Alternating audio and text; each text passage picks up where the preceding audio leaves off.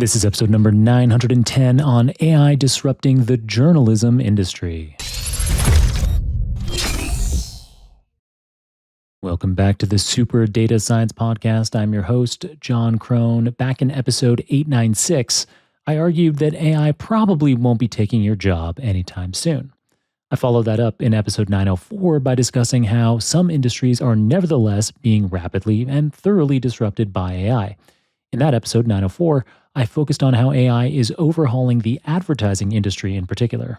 My post announcing that episode on LinkedIn generated a lot of discussion in the comments and garnered over 50,000 impressions within the first few hours of posting, which led me to the idea of having a series of Friday episodes that cover how particular industries, like advertising, are being rapidly and thoroughly overhauled by AI, with lessons for everyone on how we can adapt to this inevitable change and potentially leverage the winds of change to thrive professionally. Today, we're focused on how the journalism industry is being impacted by AI. In future episodes, I'll cover how AI is disrupting software development, graphic design, education, law, entertainment, and of course, data science itself. All right, so starting with journalism. The journalism industry faces its most significant technological transformation since the dawn of the internet as AI fundamentally reshapes news production. Over 81% of journalists now use AI tools in their work, with nearly half using AI daily. While AI promises increased efficiency, it simultaneously raises profound questions about job security, content quality, and the future of human-centered journalism. We'll cover each of these things in this episode in turn. Let's start with how leading news organizations are integrating AI into their operations. The New York Times launched something called Echo, which we've got more info for you in the show notes. It's an internal summarization tool that provides AI training to all newsroom staff. The Washington Post deployed something called Ask the Post AI for article summaries, and something else called Haystacker, which analyzed over 700 campaign advertisements in a single investigation, work that would be impossible to do manually. Bloomberg, another news outlet, integrated AI summaries into business coverage, with its AI research team publishing 4 papers at EMNLP, Empirical Methods in Natural Language Processing, last year. The BBC, the UK's great news outlet, said that despite finding that over 50% of AI-generated content contained factual or ethical issues, they nevertheless implemented mandatory AI training and published comprehensive editorial guidelines. International innovations include Norway's iTromso, which I'm probably butchering the name of, building something called DJINN, an AI assistant that generated 5 front-page stories in its first week by monitoring municipal documents, and Germany's Express.de integrated AI contributions into 11% of articles, achieving 50 to 80% higher click-through rates on that sample. Now, how is all of that adoption all over the world impacting job security in journalism? It's hard to know whether AI is directly responsible for job losses because other factors like the shift to digital or competition from big tech could be playing a part, but last year nearly 4,000 journalism jobs were lost across the UK and the US, including an outlet called The Messenger folding, resulting in a loss of 300 jobs, and the giant Associated Press cutting 8% of its staff. Looking further ahead, the U.S. Bureau of Labor Statistics projects a 3% decline in journalism jobs over the next 7 or 8 years.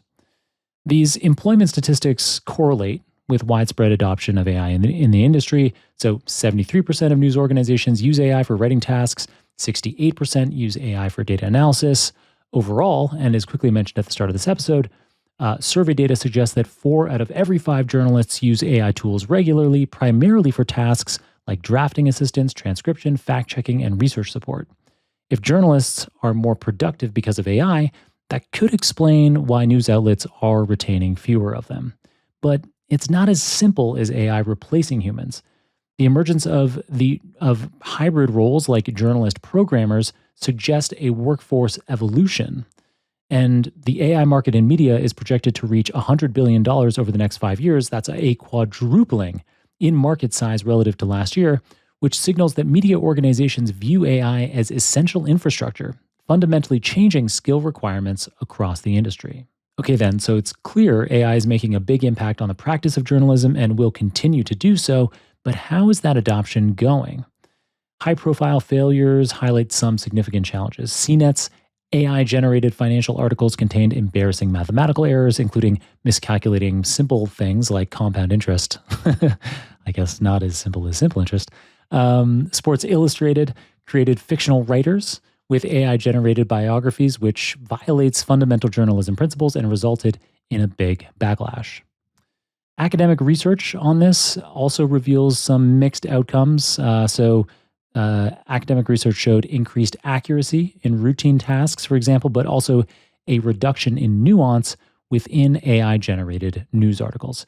And I already mentioned earlier how BBC testing found more than half of AI content contained at least some factual or ethical issues. Yet, despite the issues, successful implementations nevertheless demonstrate potential when they are properly managed. German editors, for example, report 94% time savings in transcription. The International Consortium of Investigative Journalists uses AI to analyze millions of leaked documents, identifying patterns impossible for humans to detect. And as I mentioned earlier, the Washington Post's Haystacker project enabled hitherto impossible political ad analysis, again, because of the scale of that investigation. So while AI usage and effectiveness increase, as is often the case, policies are lagging behind the new AI-forward reality. A mere 13% of newsrooms have developed formal AI policies despite the widespread adoption. But policy progress is being made in some governments. The European Union's AI Act, which becomes effective this month, requires transparency for AI-generated content. California's AI Transparency Act imposes $5,000 daily penalties for disclosure violations. Despite these early policy strides, however, public trust remains fragile. Pew Research recently found 2/3 of Americans are concerned about inaccurate AI-generated information in the news. Okay, so now you have a lay of the land for today. What's the future? Well, 87% of newsrooms expect to be fully or somewhat transformed by generative AI in the coming years. That's basically all of them. The Reuters Institute predicts conversational AI interfaces like ChatGPT and Google's Gemini will become primary news consumption methods. I think that's an obvious one.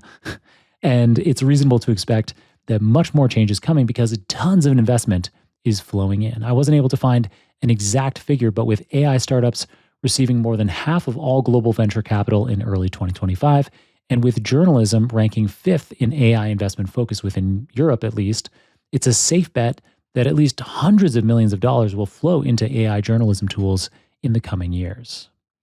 New business models will continue to emerge around AI-assisted journalism, including revenue sharing with AI platforms like OpenAI and Gemini, as well as AI-powered services available only to paying subscribers. So that's how firms will adapt. In terms of what individual journalists can do to prepare themselves for ongoing change, one idea would be to prepare for hybrid roles that combine traditional journalism skills with things like AI literacy and perhaps with software development skills. I'm certainly not an expert on journalism, so take my guidance with a grain of salt, but from my research and what I've told you in this episode, the evidence appears to reveal an industry in rapid transformation rather than terminal decline. And so successful newsrooms invest in both AI technology and human development, creating hybrid workflows that combine AI's processing power with human judgment and ethical reasoning. The future depends on navigating this transformation while maintaining journalism's essential role in democratic society, balancing innovation with responsibility to ensure AI serves rather than undermines public discourse. And if you happen to be a data scientist, AI engineer, or a software developer, and you've been interested in getting involved in journalism, it's never been a better time than now to get involved. Your skills such as sleuthing through data and building interactive visualizations have never been in more demand by the industry. As data volumes continue to grow, demand for your skills should continue to increase for years to come. All right. That is my report on how AI is transforming or disrupting the journalism industry. Again, probably not as soon as next week, but over the course of the coming months, I'll continue to have episodes covering how AI is disrupting different industries. Like I mentioned at the onset, things like software development, graphic design, education, law, entertainment, and yes, data science itself. All right, that's it for today's episode. I'm John Crone, and you've been listening to the Super Data Science Podcast. If you enjoyed today's episode or know someone who might, consider sharing this episode with them. Leave a review of the show on your favorite podcasting platform. Tag me in a LinkedIn post with your thoughts. And if you aren't already, obviously subscribe to the show.